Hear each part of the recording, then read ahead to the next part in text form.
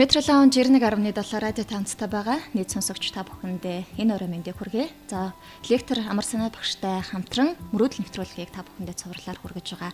Өнөөдрийн сэдэв бол зуршлын хүч гэсэн сэдвээр ярилцах болно. За, өрөө мэнд. Өрөө мэнд. За, ер нь өдөр тутамдаа бид нэр байнга хийдэг хэрний бид нар өөрсдөө мэддэггүй тэр зүйл бол зуршил юм болоо гэж би удаа бодож байна. Миний бодож байгаа зүйл болоо. Энэ зуршлын талаар маш олон салбарын судалсан байдаг юм байна л да. Тэгээ одоо бид нар бол бүх үйлдэл бол бодож хийж яана гэдээ бодоод идэг. Тэгтэл яг үндэ бол бид нар өөрийн тодорхой ухамсаргүйгээр аливаа үйлдэлийг хийждэг байна. Жишээлбэл хүн болгон өдөрт ингээд хоол идэж байхдаа за миний энэ яг баруун тал дээр мах мааж ажиллаж чинь, зүүн тал дээр гурил мааж ажиллаж чинь юу ч боддгоо. Хоолыг бол ямар нэгэн байдлаар идсэн байдаг. Заримдаа зүгээр гудмаар алхаад явж байхдаа ч юм уу ерөөсөө л нэг мэтгэл гэртээ ирсэн байдаг. Яаж хаашаа баруун ирэх үү, зүүн ирэх үү гэж боддоггүй. Тэр нөгөө зуршил бол байнгын хүний амьдралын эмнэлэл дээр давтагдсан бичлэг шиг байдаг юм байна л да. Тэгэхээр бид нар магадгүйгээр би өөрийнхөө амьдралыг өдөр болгон минут болгон шийдвэр гаргаад байна гэхээр бас үгүй. Та бол нөгөө зуршлаа эхнээс нь бичлэг шиг эхлүүлээд тэгээд зуршил хаан дууссан тэр зэг дээр дуусчихдаг. Ийм сонь зүйл байдаг юм байна. Тухайлбал бизнесийн байгууллагуудын энэ зуршлыг судалснаар бол борлуулалтаа маш их өндөр үнэлгээнд борлуулалтыг хүргэж чадсан байдаг. Тухайлбал зарим хүмүүс кино үзэхэд юу иддэг вэ гэж. Кино театрт. Тийм юу иддэг вэ тийм. Юу очихоор юу байх вэ гэж. Нөгөө попкорн гэдэг зүйлийг бол хүмүүс кино театрын тасалбар попкорн гэдэг хамтан боддог. Гэтэл заавалчгүй попкорн бол байх албагүй. Энэ үл зүгээр зуршил болгоцсон зүйл. Хүмүүс кино театр орох юм бол попкорн авдаг. Магадгүй ээжүүд хүүхдээ ч юм уу аавд хүүхдээ цэцэрлэгээс сургуулсан аваад гэрэл гарахад удаан төгжрлийн дунд магадгүй хүүхдүүд нь машинд нь юу гэдгийг төгжрээд ядардаг юм уу энэ үед тодорхой хэмжээний зуршлуудыг бий болгодог юм байна. Жишээлбэл зайрамг авч өгдөг юм уу, чихэр авч өгдөг юм уу. Тэгэд энэ зүйл нь байнгын хийх ёстой юм шиг санагддаг. Болтол нь давтцсан байдаг байна. Тэгэхээр бид магадгүйгээр нөгөө мөрөөдөл гэдэг зүйлтэйгээ холбох юм бол энэ зуршлыг бид зөв чиглүүлчихвэл та өөрөө энэ тархины үйл ажиллагааг хит их өндөр болгоод өөртөө их ачааллахгүйгээр зуршил байдлаар өөртөө хөнгөнөөр шийдвэрлэх боломжтой байдаг юм байна л да. Тэгэд нэг Америкт нэг юм судалгааны яг энэ чиглэлээр юм яг салбарын хүмүүс юм судалгаа хийсэн юм байна. Тэгэд нэг хүн дээр юу тохиолдсон гэхээр өөрийн амьдралын ерөөсөө залуу насны дурсамжаас хойших зүйлийг сандаггүй. Тэгээд тэрнээс хойш бол 20 минут аливаа зүйлийг санаад тэгэл марчдаг. Ахаа шинэрхэлдэг. Тэгээ 20 минутаар ийм бодол 20 минутын ой санамжтай энэ хүнийг 17 жил амьдэрсэн гинэ. Тэгэд тэр амьдрах хөвцтэй байсан гэхээр яг л нөгөө зуршлуудаа ярьдаг байсан. Яг залуу наснд нь ямар зүйл болж исэн тэр зүйлийг яриад тэгээд орчин үед тэр дэвшлүүдийг харангуйтаа гайхдаг. Энэ ямар гайхалтай гоё зүйл вэ? Байнгын зүйлийг ярьж идэг. Тэгээд 20 минут ярилцаал ахаад мартдаг. Тэгээд 20 минутын санах байтай. Тэгээ энэ хүн яаж 17 жил амьдэрсэн бэ гэд. Тэгээд энэ сэтгэл зүй тэр яг энэ зуршлын талаарх судлаач нар болохоор эхнэрд нь бол зөвлөгөө өгсөн байна л да. Энэ хүн бол магадгүй юу бэ гэхээр та энэ хүний хооллох, анхаарах, олон зүйлд анхаарахгүй болохгүй байна гэдэг. Яагаад энэ эрүүл мэндэд анхаарах хэрэгтэй вэ гэхээр нөгөө хүн маань өглөө сэрэнгүүтээ цай босож уудаг өөрөө. Тэгээ 20 минутын дараа марчдаг. Тэгээ дахиад өглөө нар манжаагаараа дахиад цай уучдаг. Тэгэхээр өдөрт нэг 5-7 удаа цай уучдаг гэсэн. Тэгэхээр мэдээж хэрэг ингээд өглөө 5-7 удаа цай ууж байгаа нь таргалалт бий болно. Тэгээд тэр эмчнэр юу зөвлөсөн хэрэг ихнэрт нь тэр үнийг та энийг хотоор ингээд зугаалах дагуулж явах хэрэгтэй. Ингэхгүй бол эрүүл мэндэд маш их сөрөг нөлөөтэй болж байна. Тэгээ ихнэр нь өглөө болгон тэр нөгөө 20 минутын санах байтай нөхрийгээ дагуулад тэр жижиг хотоор ингээд тойрж явдаг гэсэн юм л. Тэгээ явсаар хагаад нэг өдөр юу болсон гэхээр нөгөө нэг эмэгтэй нөхрөө хамт салхилахаар болоод байж идэл нөхөр нь өөр гараа авчихсан байсан. Тэгээд ихнэр сандарсан хайс олоогүй гэртээ хайсан. Тэгээд цагдаагийн байгууллага мэдгдсэн байна. Тэгээд эмчнэр рүү ярьсан. Тэгээд ингээд хайж хоорондоор буцаад нөхөр нь гэртээ ирсэн зургтаа утсан сууж исэн. Тэгэд энэ үйл явдлыг хараад 20 минутын санах байтай хүн яаж тэр хотыг тойрж салхилаад буцаж ирвэ гэж гайхаж гисэн. Тэгэд түүний дараагаар нөгөө нэг ажиглалтыг хийжсэн судлаач нар маань юу болж ирсэн гэхээр энэ хүнд бол өөрийн тэр өдөр тутмын салхилах зуршлыг бий болцсон юм байна гэдэг ойлгосон. Ухамсарт үйлдэл биш. Тэгээ тэр хүн бол замдаа явж исэн тодорхой хэмжээний мод гэдэг юм уу, за дэлгүүр гэдэг юм уу, байшин гэдэг юм энэ зүйлүүдээр бол баримжаалал ямар нэгэн байдлаар бол гэрээ олоод идэх болсон байна. Тэгэд эндээс юу хэлэх гээд байгаа юм гэхээр бид магадгүй зарим үед өөрийнхөө хийж байгаа үйлдэлүүдийг төдийлөн ухамсарлахаас илүүтэйгээр зуршил байдлаар хийж идэг. Тухайлбал тамхицдаг хүн бол өглөө сэрэл магадгүй тамхи 90 тойронд байхад тамхи татъя гэж бодоогүй ч гэсэн шууд хасаагаад амдаа зуудаг гэдэг юм. Гэх мэтлэн энэ зүйлүүдийг бид нар зуршил гэж ойлгож байгаа.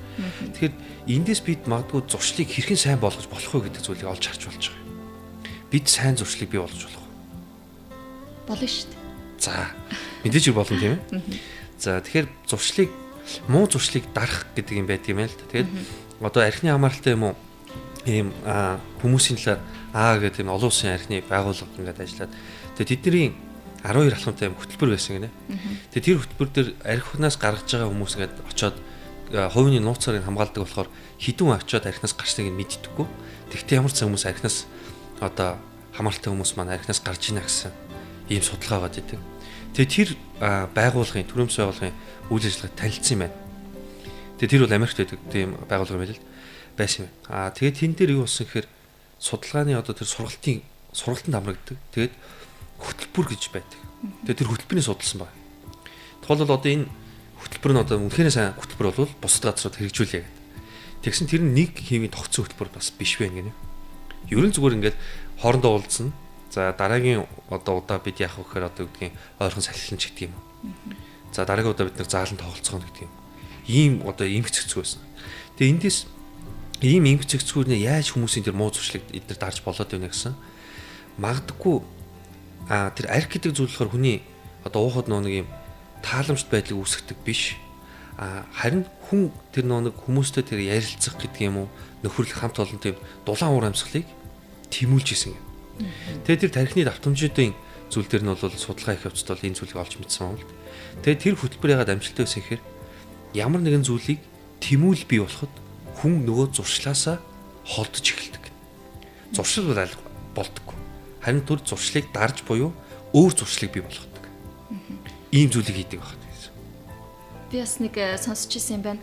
Та муу зуршлаа дарахын тулд эхлээд одоо муу зуршлаа эхэлж хийгээд дараа нь одоо өөрөө сайн зуршлаа дараа нь хийх юм бол одоо тэр сайн зуршил нь бас яг ингэж муу зуршил шиг нь одоо явдаг болно гэж. Жишээ нь одоо тамхи татдаг хүн гээл та түрүү ирсэн те. Тамхи татдаг хүн яг тамхиа татчаад дараа нь одоо яг мөрөөдөлт үүрэх юм нэг зорилго тавьсан байна шүү дээ. Би өнөөдөр нэг ном уншина гэсэн бол яг тэр тамхи татсныхаа дараа тэр номоо унших юм бол тэр нь зуршил нь гэж баг багаар сууж өгдөг гэж сонсч ирсэн юм байна. Тийм мэдээж нэг гинт шийдвэр гаргахаар нэг хүнд маань амьдралын орон зайг алуулах ч юм шиг санагдуулж байгаа. Тэгээ энийг бол тэр амтан дээр бас туршил хийсэн байдаг юм билээ л те. Тухайлбал нэг хулган дээр ингээд хоол тавиад хоол руу очиход одоо тодорхой дохиоход хоол айгаад хоолоо очиод идэхэд наан магадгүй нэг тэр амттай өөр нэг зүйлийг тавьчихсан. Гэхдээ наан бол ингээд тог зөхиулах. За идэх юмд нь бас ингээд биеийн зөөр өгөх зүйлүүдийг хийж ингээд үзсэн. Гэхдээ тэрийг байнгын давтамжтай хийжсэн. Тэгээ хэсэг хугацааны дараа тэнд нь хоол тавих болсны ч гэсэн тэгээ буцаага тавихад нөгөөт маань ахаад очиод тэнд явчихад хоол олж идэж гинэ.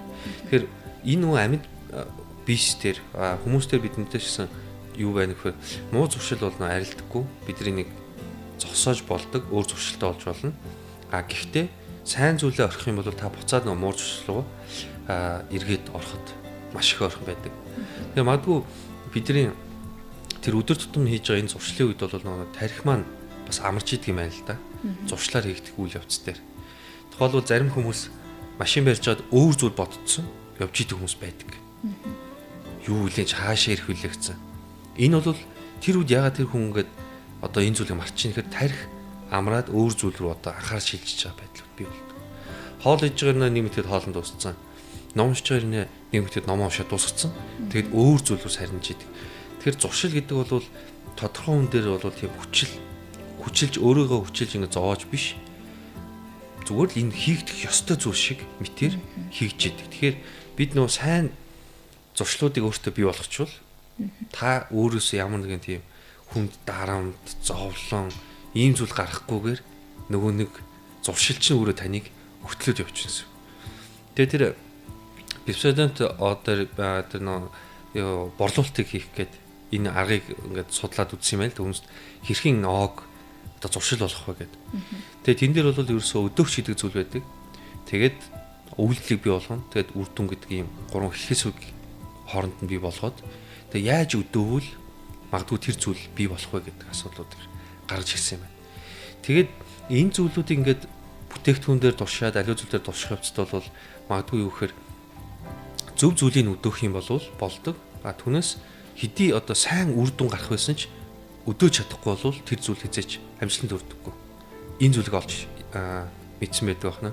Тэгэхээр магадгүй та бас өөрийгөө бодох хэрэгтэй. Сайн зуршлыг бий болохын тулд, сайн зүйлийг хийхин тулд яаж өөрийгөө идэвхжүүлж байгаа тэр гол зүйл маань юу юм болоо? Энэ зүйлийг зөв өдөөж чадах юм бол та зөв зүйлийг хийж үр дүнгээ олж авах гэсэн. Тухайлбал сармагчин дээр тодорхой юм дүрсүүдийг олж тогтооход тухайн сармагчин дуртай одоо тэр жүүсийг нь одоо жимсний шүүсийг өгч ийсэн ба. Тэгээд сармагчин бол тэр үйлдэлүүдийг хийгээд нөгөө нэг жимсний одоо тэр шүүсээ авахыг хүсэж байгаа. Тэгээд тэр шүүсэнд нь өөр зүйл хийж үзсэн ба. За зөв дараалалд одоо дүрсүүдийг оруулахад. Тэгэхэд яаж ийм нөхөр тэр тархинд сармагчийн тархинд тэр ямар мэдээлэл ирж байна гэсэн тэр уух нөө жүүс нь биш өөр ус орж ирж байгаа. Тэгэд яг энэ үед яаж нөхөр нөгөө сармагчинд стресс бий болж байна. Яа тэгэхээр өдөөгч байсан нөгөө тоглоомд байгаа тий. Тоглоом бол өдөөгч. Тоглоомыг харахаар би толгойд нь дөрөхөөр жүүс уухын тулд би энэ тоглоомыг зүрсийг зүв болгох хэрэгтэй. За ингээд зүв болчихвол би жүүс ууна. Тэгээд яг тэр нөгөө нэг дүрсийг олонгод үр дүн гарч ирэхгүй үед стресстэй. Тэгэхээр бидний нөгөө яг эндээс анзаарах юм бол юу вэ гэхээр бид нар ажил хийгээд тэг үр дүн нөхөр амжилт юм уу? Тодорхой нэг эерэг зүйлийг хүсдэг. Санхүүгийн хувьд юм уу? Тэгвэл үр дүн өөр байхад бид нэр стресстэй байна. Энийг бас өөрийн бидний амьдрал дээр олж харах юм бол бас их том зүйл байна.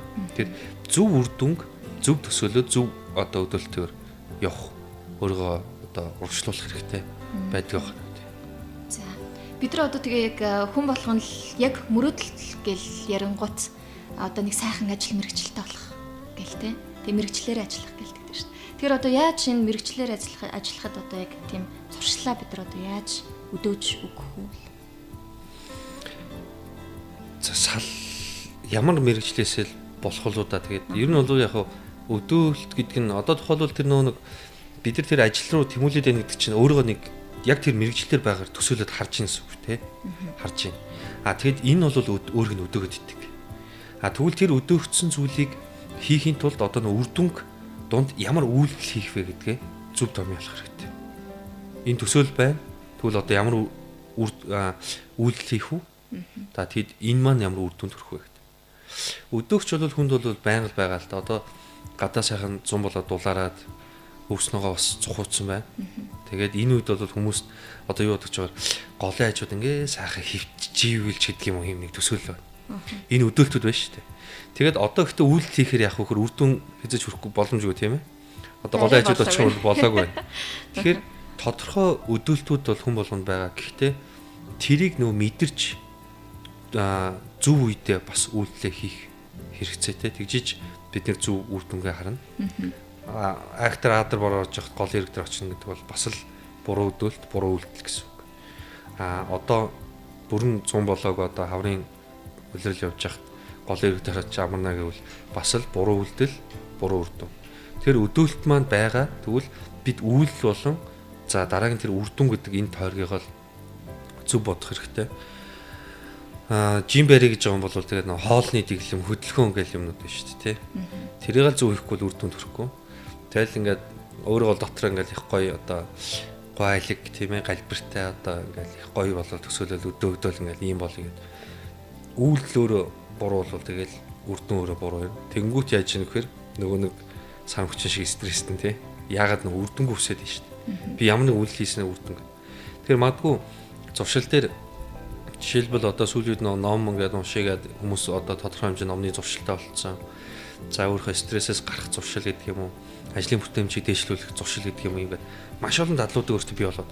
Тэгээ энэ дадал болгон маань яг үүндээ таны өсөд байгаа үр дүн мөн үү биш үү гэдгээл зөв олж харах хэрэгтэй.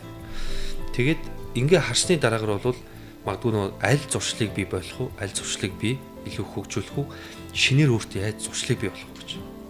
Энэ зүйлийг шинээр одоо яаж зуршлыг? Шинээр зуршлыг хийхэд тэр зүйлийг энэ зүйлийг хийснээр ямар үр дүнд хүрэхээ олж харсан байх хэвээр. Мөн тэр зүйлийг хийхэд мэдээж хэцүү, шин зүйлийг өөртөө бий болгоход. Тэгвэл тэр зүйлийг шийдвэр гаргах хүртэл одоо тэр өөрийгөө хүчтэй сэтэлжүүлэх, тэг өдөөх гэж одоо их сонин нэршлэр сэтэлжүүлэх. Ингээд сэтэлжүүлэлтийг зөв хийчих юм бол болоо авчиж байгаа. Зарим хүмүүс одоо юу гэдэг нь ажил дээр ингээд цалин нэмчүүд би их сайн ажиллах гэдэг нь гэдэг. Яг үүндээ цалин нэмэгдсэн ч сайн ажиллахгүй байна. Тэгвэл цалин өөрөө яг тэр хүний хувьд бол тэр сэтэлжүүлж байгаа зүйл биш байсан байна. Тэгвэл магадгүй тэр хүний цалин хэвээр нэ дарга гэд нэр урталтанд тавьчих юм бол нөгөө хүн сайн ажиллаад байвал тэр хүний хүсэл өдөөжөө зүйл дарга л байсан байна. Тэ? Магадгүй чи үнэхээр ажлын бүтээмж ямар сайн юм бэ? Чи үнэхээр сайн ажиллаж чадж байна гэх тэ. Ингэсэн чи нөгөө хүмүүс маань улам илүү сайн ажиллаж байвал тэр хүний ажил дээрх хөдөлгөлт нь сэтэлжүүлэлт нь бол ерөөсөө хүмүүсийн магтаал ажлын бүтээлийн үр дүн чанар байсан баг. Тэгээ энэ зүйлийг зөв олж харах хэрэгтэй байна л да. Тэгээ хүн болгоны нийтлэг зарим зүйлүүд байдаг. Тэгэхээр тухайлбал хүн болгонд сайхан харагддаг үстэй. Ийм учраас та магадгүй хүнсэндээ ногооны одоо ийм ногоо хэрэглээрэй. Тэгвэл нөгөө хүмүүс сайхан харагдах хүсчих одоо нөгөө сэтэлжүүлэлт бий боллоо. Тэрхүү одоо нөгөө нэг ногоог сонгож авах, худалдаж авах. Тэгээ идэнэ. Тэгээд ингээ хэсэг хугацааны дараа тэр хэдл худлаа байгаад үр дүнд хүрэхгүй бол нөгөө хүн стресс болохгүй шүү дээ. Тийм энэ худлаа юм байна гэд. Тэр магадгүй нөгөө ингээд бүх маркетинг гэдэг юм нэг одоо энэ зар сурталчилгаа маань бас яг ийм дараалал явж байна тий. Жишээлбэл хоолны ингээд маш гоё зураг гараал. Тэгээ тэр хүнийг ингээд хоолыг харсан ингээл амтлаа идэл ингээл тэр хүнийг нэг хоол идэх аппетитийн хөдөлгөөд дуршлыг нөдлөж жоод тэгвэл одоо энэ хоолыг идэхэд бол ийм хэл бурхан боллоо дэлгүүрт ингээд бараг зарж байна. Ингээл юу сууд. Магадгүй тэр Coca-Cola гэдэг ч юм уу энэ одоо нөө түргэн үйлчлэгээний юм дээр ингээд дандаа хамт яваад байдаг зүйлсүүд бол ерөөсөө жишээл шарсан төмсийг заавалчгүй л одоо лойлын сүмс одоо кетчуп, томат гэдэг хэлээ та тий. Эсвэл бол майонезтай ингэж хальж идэх хэрэгтэй гэдэг. Гэтэл юу нь бол зүгээр тэхгүй жийж болно тийм ээ. Гэтэл заавалчгүй тэр зүйлийг одоо нөгөө зуршил болгуулж чадцсан. Тэр энийгээ дагаад магадгүй хүмүүс дээр одоо тэр энэ зүйлийг байхгүй болохоор бүхэн л бий болдог. Үр дүн байхгүй. Шарсан төмс авах гэсэн нөгөө дагалдах юм байхгүй болохоор яагаад ийм байхгүй вэ? Тэр энэ бүгдээс харахаар бид нэгдүгüрт бол өөрөө заримдаа хуурдаг. Зуршлаасаа олж. Жишээлбэл орой одоо унтахаас өмнө юу гэдэг юм те гэрлийн унтраагаад ингээд чимээгөө одоо зогсдог ч юм уу. Тийм зуршилтай тий. Зүгээр л өдөр болсон юм боддог. Тэгээ тэр нөөрт нь энерги одоо өсчөж өгдөгөө бодцсон. Гэтэл яг үр дүн яг шинжилгээний бодлоос юм уу тийм үр дүн өгдөг ч юм уу ч юм уу. Хүмүүс зарим юм зуршилтай хүмүүс байдаг тий. За тэр ийм зуршлууд бол хүн болгонд өөр өөр байгаа. Гэхдээ яг нөө үр дүнтэй зуршлал бид нар зөв бий болох бол уг нь зөвтэй. Нөө хит хийсвэрсэн зуршлууд биш. Бодиттой үр дүн үйлдэл хийсэн зуршилтай баг. Яг өмнөх зүйлүүдээр чсэн бид нар ярилцчихсэн өөдрөг байх нь бол өөрөө бас нэг зуршил юм а гэдэг. Тэр өөдрөг байснаар альва асуудлыг давж туулахад их хэрэгтэй байдаг. Тэгэхээр буруу зуршилтай хүн өөдрөг байвал бас л хэцүү. Их өөдрөг тэгэл дандаа бүтлүүтэй хаар үр дүн байхгүй болохоор чинь хизээ нэгэн цаг тэр хүний эрг хандлага за бас байсаар явах үгүйсгүй л те тэгээд тэгэхээр нүүн үр дүн гарч ирэхгүй те. Тэгэхээр зуршил маань тэр үр дүнлүү тэмүүлсэн байвал их зүйтэй. Хэл сурна гэдэг зуршил байна. Одоо хэл сурах тийм юмнууд хүмүүс байна шүү дээ. Тухайлбал 2 хэл сурцсан одоо 3 дахь хэлээ сурч гэдэг юм ийм зорилт тавьсан.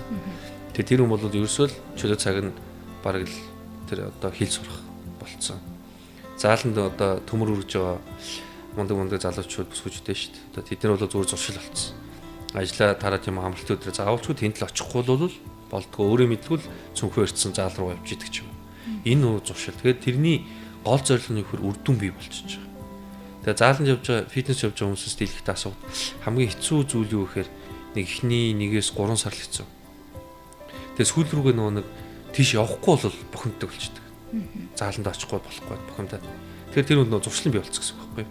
Тэгэхээр мэдээж хэрэг байнга зааланд спорт ашиглах хүний бие организм бол өөрчлөлт нь ойлгомжтой тий. Тэгэхээр үр дүнтэй. Тэгээ үр дүн гарч байна.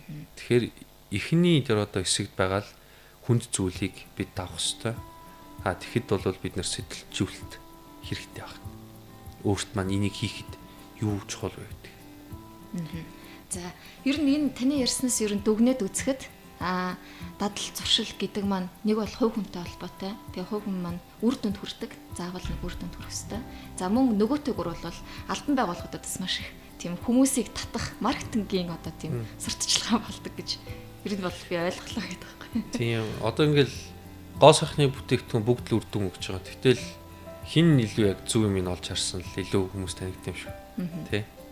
Одоо ногоо төмсгөл тэгэхэд бас л нэг юм юу тогтцсон маш хүмүүс одоо юу гэдгийг тентхийн төмс их сайн жаргалтын төмс гэдэг юм уу юу гэдгийг одоо нүүрсгтэл хүртэл биш те бор налаахын нүүрс багноор зүсгээл ингээ шаталцаатай гэх.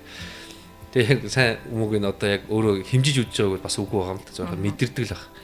Одоо жишээлбэл солонгосын гоо сайхны бүтээгдэхүүн сайн гэл тэг чинь дэлхийд дээр солонгосоос гадна өөр маш чанартай бүтээгдэхүүн гаргаж байна. Тэгээ энэ бол нөгөө хүмүүсийн хэрэглээнд зуршил болгож чаддаг. Тэгээ тэр хүмүүс байнга тэр худалдаж авдаг. Тэгвэл магадгүй одоо яг сонсож байгаа үзэж байгаа хүмүүс маань та өөртөө тэгвэл яга сайн зүйлийг зуршлаа болгож болохгүй гэж. Тэгэх юм бол та өөртөө энэ зүйлийн эцсийн дүнд үр дүнгээ олж харж. Тэгэхээр таны зуршил бол нөгөө мөрөөдлүүд хүмүүсэн зуршлыг л өөртөө бий болгочвол илүү нөгөө зүйл одоо үр дүн гэдэг зүйл маань илүү хэлбэр болж боломжтой юм лөө. За баярлалаа. Ингээд Metro Lounge 91.7 радиотай хамтдаа байсан нийт сонсогч та бүхэнд маш их баярлалаа. Тэгээд мөрөөдөл нэвтрүүлгийг цувралаар одоо хүргэж байгаа. Тэгээд өнөөдрийн сэдэв бол зуршлын хүч гэсэн сэдвээр ярилцлаа. Тэгэхээр зуршлын хүч одоо танд яаж нөлөөлөх үү, хэрхэн үр дүнгуудыг өгдөг вэ гэсэн одоо мэдээллүүдийг өглөө. Ингээд үргэлжлүүлээд хөгжмийн хөтөлбөрөөр хүлээн сонсноо.